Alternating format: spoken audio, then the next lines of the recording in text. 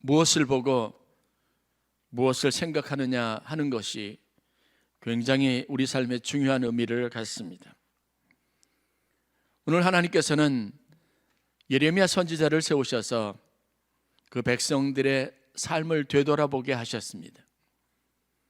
그들이 현실적으로 당하고 있는 어려움과 삶의 고난의 모든 문제가 무엇으로부터 비롯되어지고 있는지 다음과 같이 말씀하셨습니다. 19절 말씀입니다. 땅이여 들으라, 내가 이 백성에게 재앙을 내리리니 이것이 그들의 생각의 결과라.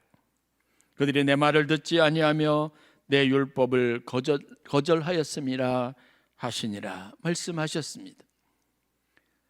그들이 현실적으로 맞이하는 나라의 운명과 현실의 고통, 어려움, 이 모든 것들은 그들의 생각의 결과라고 말씀하셨습니다. 앞선 16절부터 18절로 이어지는 말씀도 역시 같은 것입니다. 하나님께서 그들에게 은혜를 주셨고, 하나님 그들에게 말씀을 주셨고, 하나님 그들에게 필요를 채우시는 놀라운 사랑으로 역사하셨지만 그들이 거절하였습니다. 듣지 않았습니다. 그리고 자신의 생각에 집중했다라고 하는 겁니다. 사람의 마음속에 일어나는 감정 같은 문제들을 한번 생각해 볼 필요가 있습니다. 여러분의 감정이 현실적인 것들을 정말 잘 담고 있는 정직한 것인지, 있는 그대로 정말 현실을 잘 반영하고 있는지를 생각을 해 보아야 합니다. 감정은 사람의 마음과 생각 속에서 일어나는 아드레날린, 그리고 어떤 신경계 작용으로 여러분들이 해석하는 것이어서 여러분의 마음과 생각이 굉장히 중요한 의미를 갖습니다. 예를 들어 보면 꽃을 보면 꽃은 아름답습니다. 마음이 어떤 정서적이지 못한 경우에는 그 꽃을 보고도 아무런 감흥을 갖지 못하기도 합니다. 아니면 꽃에 대해서 아픈 기억, 쓰라린 기억이 바탕이 되고 있다면 꽃을 보고도 슬프다고 말하는 사람도 있을 겁니다.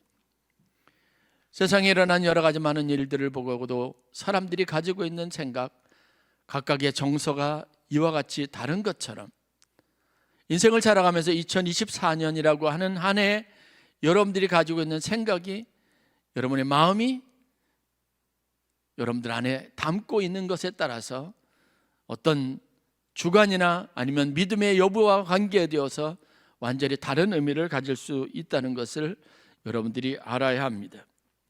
이스라엘 백성들이 오랜 광야 생활을 거쳐서 어렵사리 가나안 땅을 목전에 두었습니다. 가나안 땅이 이들에게는 과연 어떤 의미를 가지고 있을까? 이들은 광야 여정을 통해서 자신들 앞에 있는 사람들을 늘 어떤 상대로 대하고 있는가를 잘 보여주는 한 사건이 있었습니다. 바로 가데스 바네아에서 가나안 땅을 정탐하는 과정을 통해서 드러난 이스라엘 백성들의 정서, 그들이 가지고 있는 실제 내면의 문제들이 이 이야기 속에 고스란히 드러나고 있습니다.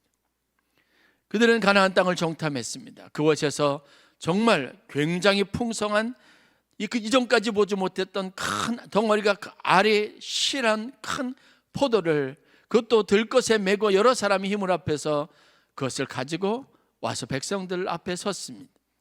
그런데 그들에게는 이런 결실, 곡식의 풍성함, 과일의 단맛, 아름다움, 이런 것들은 중요하지 않았습니다. 그들은 그 땅이 그들에게 있어서 들어가지 못할 땅이라는 생각과 판단을 가지고 있었습니다. 그런 마음으로 그곳에서 만나는 사람들이 이들에게는 전부 무엇으로 여겨졌냐면 적들로 여겨진 겁니다. 안악자손을 보았습니다. 그런데 그들은 그들의 기골장대함, 그들이 가지고 있는 다른 사람들과 탁월한 어떤 신체적인 조건은 우리에게 호의적이고 친밀감 있고 우리가 함께 지낼 때 우리가 누릴 수 있는 어떤 풍성한 의미, 그것이 아니라 나에게 해를 가할 때 치명적일 수 있다는 생각을 가지고 있었던 겁니다. 하나님이 여러분들에게 아무리 좋은 것을 주셔도 그것을 바라보는 여러분의 마음과 생각과 태도가 이와 같다면, 부정적이라면 여러분의 삶에는 평안이 찾아올 수 없습니다. 새로운 사람을 하나님께서 올해 저희 교회 많이 보내주셨습니다. 오늘도 2 가정이 등록을 새롭게 하셨습니다. 이분들을 바라보고 이분들을 대하는 우리의 마음이 어떻습니까? 지난주에 우리 장로님이 매주 교인들이 등록할 수 있게 기도해 주셨습니다. 그것도 대표 기도 때. 옆에서 듣기에 장로님 무슨 책임을 지시려고 저렇게 기도하시나 싶은 생각도 있지만 저는 아멘 했습니다. 그 마음과 그 생각과 그 기대를 가지고 이번 주에는 하나님께서 어떤 영혼을 우리 교회에 보내주실까라는 소망을 갖게 되었기 때문에 그렇습니다. 예전에 우리의 마음과 우리의 마음이 척박한 광야와 같을 때, 사막과 같았을 때, 새로운 사람이 있었을 때 우리는 반갑고 환영한다는 마음보다는 경계심이 앞섰던 때도 있었습니다. 저 사람이 와서 어떻게 우리 교회를 위태롭게 할까, 해를 가할까, 죄송하지만 이런 마음을 갖고 있었던 때도 있었습니다. 사람을 대하는, 아니면 하나님께서 주신 인생의 축복을 대하는 우리의 마음이 광야와 같다면, 보는 그것이 아름답지 않다면 여러분의 삶에 하나님이 원하시고 기뻐하시는 뜻을 이루어갈 수 있는 토양이 마련되지 않습니다. 여호수아와 갈렙은 그 땅이 아름다운 곳이라고 했습니다. 거기에 어떤 사람들이 어떤 모습으로 어떤 훈련된, 어떤 세련된 무기를 가지고 있던 것은 그들의 눈에 중요한 의미가 되지 않았습니다. 그들과 함께 어울릴 때, 그들이 우리의 군대가 될 때 긍정적인 요소가 될 수 있었습니다. 그런데 나머지 10명의 정탐꾼은 그들을 적으로 생각합니다. 원수로 생각합니다. 나 인생에 해를 가하는 사람으로 생각했습니다. 그들의 생각은 온통 가나안 땅은 우리에게 젖과 꿀이 흐르는 비옥한 땅, 하나님이 약속하신 땅이라는 의미가 없는 겁니다. 이들을 향해서 하나님이 오늘 말씀하셨던 것과 똑같이 그들에게 주신 말씀이 뭔지 아십니까? 이 백성에게 재앙을 내리니 이것이 그들의 생각의 결과라 말씀하셨던 것처럼 민수기 14장 28절 말씀에 여호와의 말씀에 내 삶을 두고 맹세하노니 너희 말이 내 귀에 들린 대로 내가 그대로 행하리라고 말씀하신 것. 여러분의 마음과 생각이 온통 부정적인 것, 불신앙적인 것, 소망 없음으로 가득 차 있는데 여러분들에게 은혜의 단비가 내린 듯, 여러분들에게 누가 다가와서 따뜻한 사랑과 위로를 보낸 듯 그것을 축복으로 여기겠습니까? 혹시 경계심만 더 커지는 것은 아닌가 되돌아보아야 합니다. 꽃은 아름다운 겁니다. 하나님이 지으실 때 그것은 계절을 따라 풍성한 의미를 가지고 하나님이 주신 축복이요 은혜의 선물입니다. 내 감정이 그 아름다움을 보지 못하게 하는 겁니다. 잠언서에서 솔로몬은 사람의 마음이 얼마나 중요한지를 이야기합니다. 이 마음이 생명의 근원이 나는 것이라고 말하기도 합니다. 사도 바울은 그래서 우리에게 권면합니다. 하나님께서 우리의 마음과 생각을 주관하시도록 하라.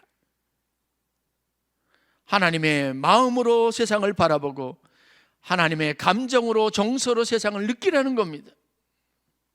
신앙인이 된다는 것은 이 과정을 통해서 주님의 그 마음을 품는 것이라고 분명하게 말할 수 있습니다. 누가 아파하는 사람이 있으면 같이 아파할 수 있는 것도 주님의 마음이 우리 가운데 이식되었을 때 가능한 겁니다. 광야와 같은 여러분 마음에 여러분이 누가 이웃이 있다고 한들 그들의 눈에 들어올 리가 없습니다. 여러분 레위인과 제사장들은 원래 그런 사람들이라고 판단하지 마십시오. 예수님이 선한 사마리아 비유에서 말씀하셨던 것은 그 당시 그들의 마음과 그들의 생각이 무엇에 집중되어져 있는 걸 보여주는 겁니다. 종교적인 열심은 있어서도 그들에게 있어서 이웃은 없었던 겁니다. 다윗은 그런 면에서 우리가 얻을 수 있는 풍성한 영적인 교훈을 가진 사람입니다. 사울은 다윗을 자기의 정적으로 대했습니다. 그를 죽여야 요나단에게 말했던 것처럼 내가 왕이 될 수 있고 그가 없어져야 우리 가문이 일어날 수 있다고 생각했기 때문에 그렇습니다. 사울이 약화돼야 사람으로부터 얻는 존경과 그리고 내가 얻을 수 있는 왕으로서의 권세가 온전해질 수 있다고 생각했습니다. 그 마음으로 악한 영에 사로잡힌 사울은 늘 괴로웠습니다.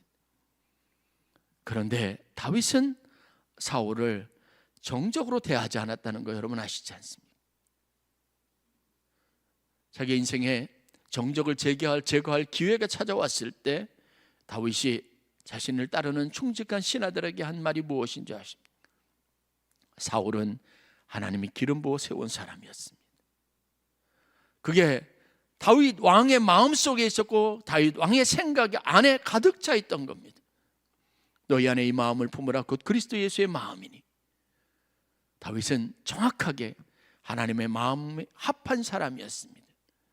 즉 하나님의 마음을 쫓는 사람, 하나님의 생각을 쫓는 사람이었다는 겁니다. 우리가 회복해야 될 것은 바로 이 능력, 이 믿음입니다. 제가 지극히 인간적이라면 여러분들이 목사로서 저에게 기대하는 것이 있을 수 있을까요? 제가 이곳에 서서 세상 돌아가는 일들과 그것에 대한 관심과 세상이 무엇 때문에 잘못됐고 무엇 때문에 바르게 세워질 수 있는지 정의감에 불타서 설교한다면 여러분들이 얻을 수 있는 영적인 유익이 무엇이겠습니까? 우리가 얻고자 하는 것은, 여러분들이 이 시간에 여기 앉아서 듣고자 하는 것은 세상의 이치가 아니라 하나님의 뜻입니다. 그 뜻이 하나님의 뜻이라면 그 마음과 생각을 우리가 거기에 초점을 맞추어 두고 인생을 다시 볼 수 있어야 되는 겁니다. 세상에 영적 침체가 오고 많은 사람들이 신앙이 약화되고 하나님을 버리는 현상들이 있습니다. 그 중요한 원인이 무엇 때문에 비롯되는지 아십니까? 그들이 하나님의 말씀을 버렸기 때문에 그렇습니다. 말씀을 버렸다는 것은 하나님을 잊어버리거나 하나님을 생각하지 않는 것, 고려하지 않는다는 겁니다. 그들이 쫓는 것은 무엇입니까? 세상의 질서죠. 세상의 길에 대한 관심이 훨씬 더 높아져 있는 겁니다. 그것이 합리적이고 이치에 맞는 것일 수는 있지만 그것 때문에 여러분들이 얻는 것은 무엇입니까? 제가 지난주에 말씀드렸지만 지금 시대적인 흐름 속에서 우리가 걸 수 있는 인생의 희망이 어디 있어요? 제 또래 목사님들을 만나면 은퇴하면 이제 교단에서 주던 응급비도 없어진다고 다 아우성입니다. 40년 목회하면 80만 원 응급비를 받게 되어져 있습니다. 이제 그것도 이제 우리에게는 보장되어 있지 않다는 겁니다. 그러면 80만 원 수입이 없는 노년은 어떻게 될까? 걱정하죠. 그럼 국민연금을 좀 한번 기대해 볼까? 그래도 그거는 국가가 책임지는 거니까. 그런데 지금 국민연금도 개혁한다고 하죠. 그러면 우리 노년 미래에는 무엇을 가지고 어떤 수단과 어떤 약속을 가지고 살 수 있겠습니까? 지금은 하나님을 의지하고 하나님께 내 삶의 소망을 둬야 한다고 말하면서 세상적인 것이 들어오기 시작하면 하나님께 대한 우리의 믿음의 기초가 뿌리째 흔들리게 되어져 있습니다. 다윗은 이러한 상황 속에 늘 있었습니다. 그런데 그는 늘 언제나 자신의 마음이 흔들릴 때마다, 자신에게 믿음 없는 생각이 늘 자기 마음을 괴롭힐 때마다 다음과 같은 말씀을 가지고 자신의 영적인 회복을 꾀했습니다. 자기 스스로에게 늘 말했습니다. 그가 선포하고 늘 자기 마음속에 자기 스스로에게 이야기했던 것이 뭔지 아십니까? 시편 42편 5절 말씀입니다. 내 영혼아, 내가 어찌하여 낙심하며 어찌하여 내 속에서 불안해하는가? 내 영혼이 아닙니다. 내 영혼 스스로에게 말합니다. 내가 어찌해서 낙심하고 어찌해서 불안해하는가? 그리고 이렇게 스스로에게 말합니다. 너는 하나님께 소망을 두라. 너는 하나님께 소망을 두라.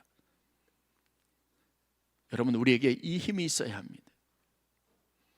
내 마음과 생각은 자연스럽게 눈으로 보는 것에 자꾸 오염이 됩니다. 염려하고 근심합니다. 지금 눈앞에 있는 아이들에게, 그리고 내 자녀들의 삶 속에, 그리고 우리의 삶 속에 있는 부정적인 것이 현실로 여겨집니다. 그럴 때 우리에게는 다윗의 묵상이 필요한 겁니다.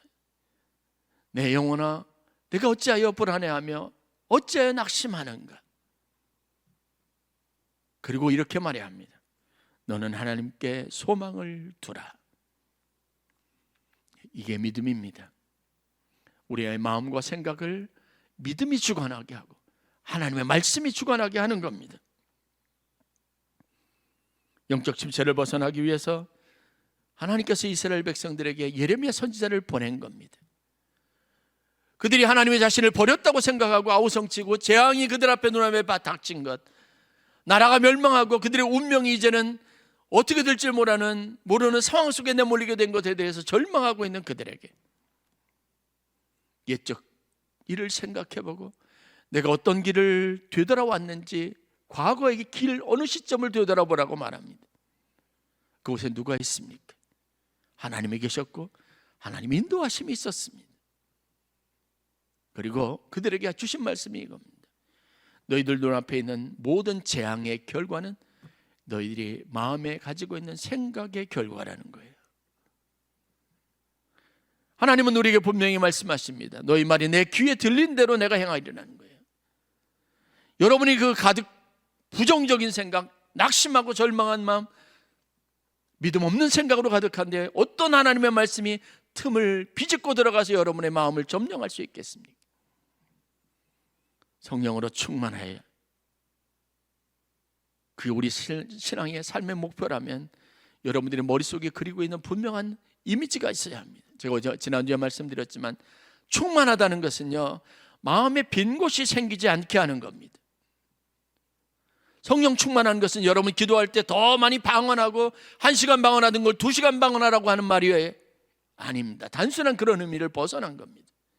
여러분의 마음에 의심이 찾아오기 시작할 때, 그래서 여러분들이 연약해지기 시작할 때 그 연약한 곳을 채우는 겁니다. 무엇으로 해요? 하나님의 말씀으로, 믿음으로 채우는 겁니다. 성령 충만하면 그래서 그 주인공이 내가 되어야 합니다. 주여 오시옵소서. 주님 임재하여 주옵소서. 내 마음에 부정적인 것, 내 마음에 연약한 것을 물리쳐달라고 적극적으로 주님의 도우심을 요청하는 여러분의 마음의 결단이 뒤따라야 합니다. 예레미야 6장 16절 말씀, 여호와께서 이같이 말씀하시되 너희는 길에 서서 보며 옛적 길 곧 선한 길이 어디인지 알아보고 그리로 가라. 은혜로 여러분의 마음이 풍성하게 해야 합니다. 하나님이 여러분들을 만나 주셨던 순간, 내 인생의 위기 때 나를 이렇게 세워주시고 나를 격려하셨던 주님을 여러분의 마음속에 깊이 묵상하는 힘이 있어야 합니다. 히브리서 12장에 보면 믿음을 가지고 있었던 사람들의 능력에 대해서 말합니다. 그들이 가지고 있는 믿음은 결코 가벼운 것이 아닙니다. 에녹은 그 믿음을 가지고 죽음을 보지 않고 하나님 품에 안겼습니다. 노아는 그 믿음을 가지고 100년이라고 하는 그 긴 시간 동안 방주를 만들었습니다. 그래서 그 방주에 자기의 가족들을 생명을 보존했고 땅의 중요한 요소들을 보존하는 구원의 여망이 되었습니다. 아브라함의 인생은 쉽지 않았습니다. 이방인 떠돌이 출신의 누구도 주목하지 않았던 평범한 한 사람이 한 민족의 시초가 되고 그 민족의 번영과 축복의 본류가 되었습니다. 모세는 자신이 살았던 인생 중에 가장 보람있고 의미 있는 40년 시간을 살아서 결국 그의 이름의 명예를 아름답게 했던 사람입니다. 여호수아는 난공불락의 요새를 말씀으로, 순종함으로, 침묵으로 무너뜨리는 신비한 경험을 했던 위대한 지도자입니다. 믿음을 가진 사람들에 대한 성경의 나머지 이야기를 보십시오. 사자들의 입을 막았다고 말합니다. 칼날을 피했다고 말합니다. 전쟁에 용감하게 되어 이방 사람들의 진을 물리쳤다고 말합니다. 어떤 사람은 오랜 병으로 이미 죽은 육체를 다시 살렸다라고 말합니다. 우리 안에 있는 믿음을, 그 믿음의 능력을 결코 가볍게 보지 마시고 믿음으로 여러분의 약화된 것들을 채워가는, 말씀으로 그것을 채워가는 지혜를 가지시기를 주의 이름으로 간절히 축원합니다. 여러분의 마음과 생각은 철저하게 하나님의 것이어야 합니다. 여기에 하나님이 주관하시게 해야 합니다. 암투병을 하면서도 목사님 걱정하지 마세요. 몸에 종양이 자라는 것을 보면서도 목사님 괜찮아요? 저는 걱정하지 않아요. 그 말이 인사말일까요? 아닙니다. 내 몸에 치명적인 것이라 할지라도 이것을 대하는 마음의 부요함이 있는 겁니다. 야곱의 하나님을 자기의 도움으로 삼으며 여호와 자기 하나님에게 자기의 소망을 두는 자는 복이 있도다. 다윗의 고백입니다.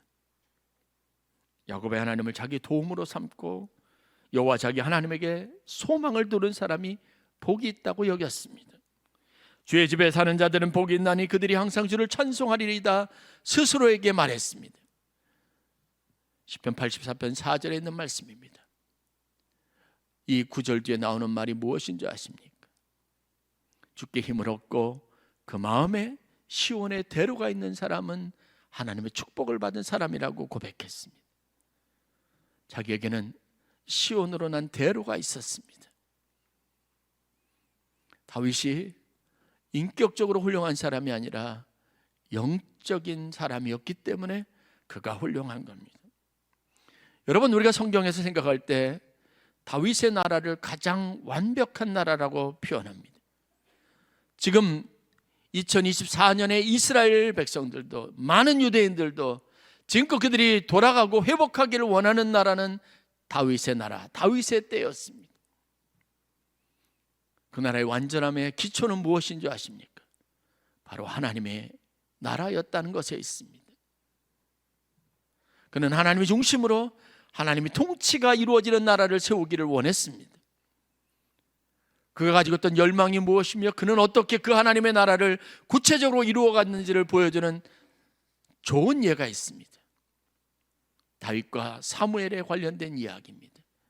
두 사람의 영적인 힘이 그들의 마음의 힘과 그들이 가지고 있는 건강한 삶의 목표와 그들이 하나님의 나라를 이루어가려고 하는 이 아름다운 마음의 연합이 얼마나 위대한 일들을 이루었는지를 보여주는 사건입니다.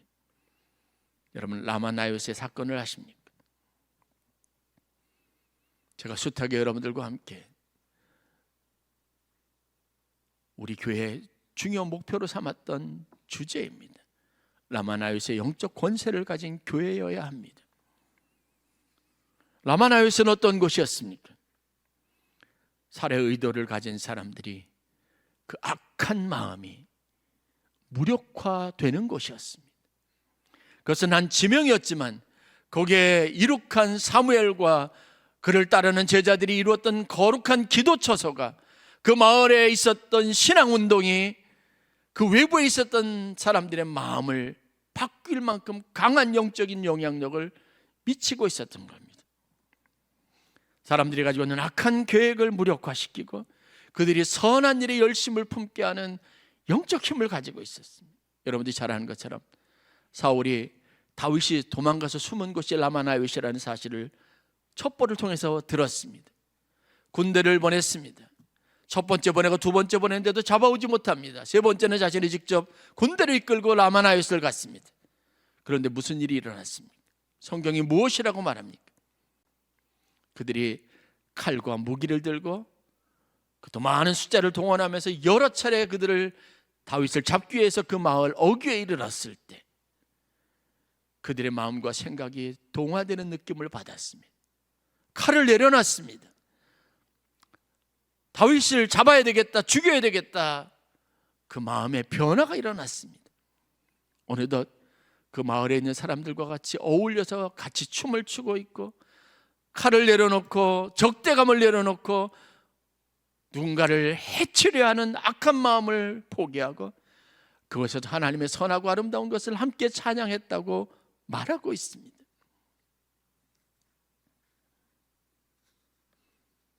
하나님의 능력으로 세상이 바뀔 수 있는 것, 희망을 우리에게 보여준 장소가 라마 나요시입니다.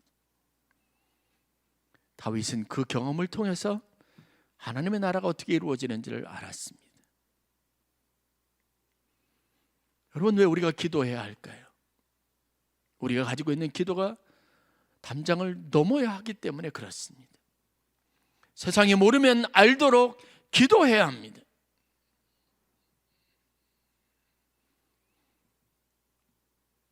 많은 사람들에게 선하고 아름다운 영향력이 흘러들어가서 그들이 악해진 마음에, 강팍해진 마음에 이제는 친구와 우정과 가족이라고 하는 이 본질적인 가장 친밀한 관계마저 훼손되어지고 깨어져 버린 시대에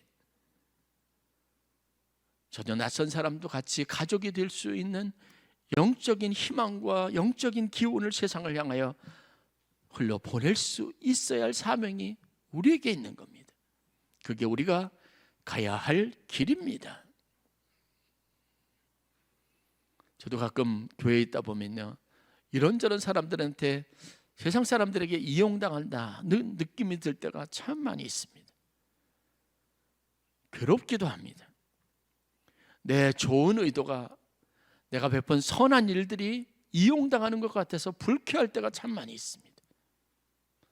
그렇다면 여러분들이 제게 그런 상황에서 해줄 수 있는 조언이 뭘까요? 목사님, 독해져야 합니다. 목사님, 약아 빠져야 합니다. 이렇게 말하지 않을 거 아닙니까? 좀 바보 같다는 보여도 그래도 목사님답다고 할 것 아니겠습니까? 여러분, 세상 사람들에게 우리가 그와 같아야 되지 않겠습니까? 다윗은 라마나윗의 영적 권세를 체험한 사람이었습니다. 그 마음으로 얼마나 큰 적대감을 가진 사람이 마음을 돌이킬 수 있는지 알았습니다. 그게 바로 동굴 안에 찾아왔던 사울을 자기의 대적 원수로 여기지 않을 수 있었던 마음입니다. 그때 다윗은 자기의 인간적인 생각과 세상적인 방법 안에서 사울을 보지 않았습니다. 하나님이 기름 부은 사람, 하나님이 세운 사람이라는 게 그의 마음과 생각을 가득 채우고 있었습니다. 그러니까 그를 해하지 않았죠. 우리가 사랑의 능력을 믿는다면 우리는 세상이 아니라 하나님의 말씀에 귀를 기울이고 그것으로 우리 마음과 생각을 채울 수 있어야 합니다. 이삭의 이야기를 여러분 생각하면서 제가 설교를 준비하면서 얻었던 강한 감동이 있었습니다. 이삭도 아버지 때와 같이 그의 인생에 기근이 들었던 때가 있습니다. 그 땅의 기근은 간단하게 잠깐 머물다가 사라지는 그런 현상이 아니라 우리가 아는 것처럼 예측할 수 있었던 것, 선대의 역사부터 얻었던 교훈으로부터 그 기근은 오래될 것이고 그 기근으로 삶의 기반이 송두리째 다 흔들릴 것이라는 판단이 있었습니다. 그래서 애굽으로 내려가려고 짐을 쌌습니다. 그리고 실질적으로 이사를 떠났습니다. 그때 하나님께서 그의 발걸음을 멈추게 하셨습니다. 그에게 이 땅에서 있으라는 하나님의 음성이 있었습니다. 선택이죠. 오랜 관습과 아니면 오랜 역사적인 어떤 상황 속에서 당연히 기근 때에는 먹을 것이 있고 물이 있는 곳을 찾아가야 하는 거예요. 그런데 이삭은 하나님의 말씀에 귀를 기울였습니다. 그리고 그랄 땅에 거주했습니다. 거기에서 실질적으로 자신들을 대하는 불공정한 그 땅에 있었던 블레셋 사람들의 야비하고 그리고 형편없는 공정하지 않은 그런 처다 대우를 받아야 했습니다. 그런데 여러분, 하나님의 뜻에 순종했던 이삭에게 일어난 일이 무엇인지 아십니까? 그 순종이, 그 믿음의 선택이 선한 길, 아름다운 일, 하나님이 기뻐하시는 선택이, 삶을 선택한 그의 삶에 그날 땅에는 그 기근이 있었을 때도 물이 마르지 않았습니다. 그곳에 있었던 이삭뿐만 아니라 블레셋 사람들이 다 같이 물이 있었고 먹을 것이 있었고 수확이 있었고 하나님이 주시는 풍성한 공급이 있었습니다. 이삭이 순종하기를 잘했죠. 그게 이삭 하나만을 향한 하나님의 형통이었을까요? 축복이었을까요? 아닙니다. 그랄 땅은 이삭 때문에 복을 받은 겁니다. 나중에 아비멜렉이 그 지역에 흩어져 있었던 족장들과 함께 이삭을 찾아옵니다. 이삭 앞에 무릎을 꿇고 그에게 경배드리고 좋은 것을 그에게 선물로 갖다 주면서 그들이 했던 고백이 뭔지 아십니까? 하나님이 너와 함께 하시는 것을 우리가 보았다. 자신이 누리게 된 형통, 자신이 얻게 된 많은 축복과 베네핏을 하나님 앞에 감사하고 하나님 앞에 영광을 돌렸습니다. 신앙적인 그의 결단이 결국은 블레셋 사람들의 축복이 되었던 것처럼 우리 아멘교회 하나님이 여러분들이 가지고 있는 믿음이, 그 믿음의 태도가 많은 사람들에게 복이 되기를 바라는 소망이 우리 가운데 있습니다. 라마나요스의 영적인 권세가 저와 여러분들에게 있기를 간절히 축원합니다. 한 해 우리가 더 많이 믿음 안에서 많이 수고하고 작년보다 더 많이 하나님 앞에 믿음의 선택을 했으면 좋겠습니다. 하나님 우리에게 선한 길, 옛적에 하나님께서 우리에게 주셨던 풍성한 은혜가 있었던 삶의 길로 가라고 말씀하십니다. 그때 생각을 붙잡으라고 말합니다. 그때 받았던 은혜를 기억하라고 말합니다. 과거에 내가 어떤 사람이었는지 기억하십시오. 그러면 오늘 그 사람으로 살아야 합니다. 그 모습, 내게 풍성했던, 내게 은혜롭게 했던 그 모습을 다시 회복해야 합니다.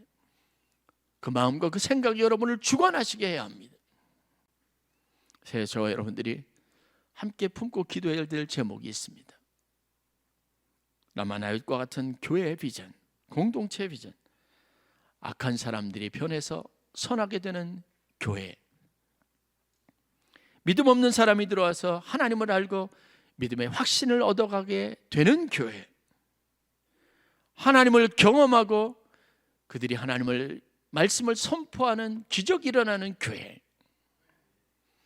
지역사회가 아무리 악해지더라도, 대한민국이 악해지더라도 선한 영향력을 그보다 몇 배 강한 속도로 세상에 확산시킬 수 있는 라마나요스 영적 권세를 가진 교회의 소망이 우리 가운데 있어야 합니다.